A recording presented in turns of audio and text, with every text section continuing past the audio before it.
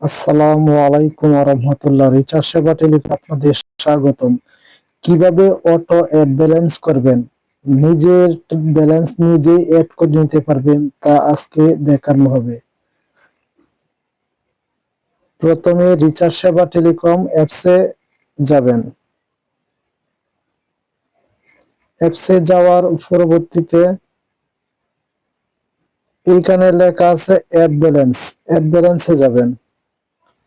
Main balance confirm.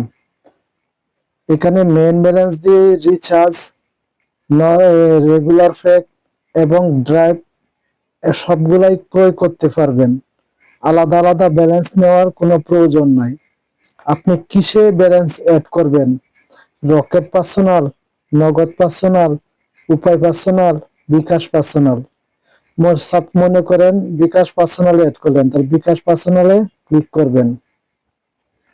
সর্বনিম্ন 50 টাকা থেকে 10,000 টাকা অটো অ্যাড ব্যালেন্স করতে পারবেন। আর আমাদের অটো অ্যাড ব্যালেন্স সকাল 8টা থেকে রাত 11টা পর্যন্ত হয়। এখানে 50 টাকা দিলাম। নেক্সট।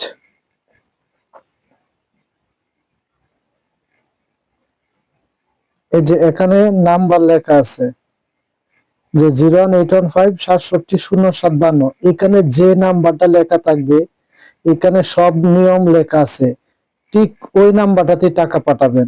যেমন এই নাম্বারটা 752, কপি করলাম। কপি করার পর আমার বিকাশ অ্যাপসে চলে যাব।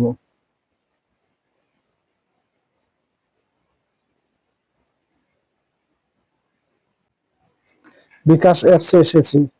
এখন এটা যেহেতু পার্সোনাল নাম্বার, তাই সেন্ড মানি করতে হবে।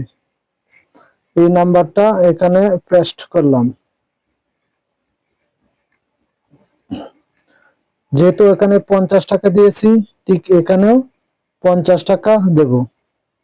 প্রসিড।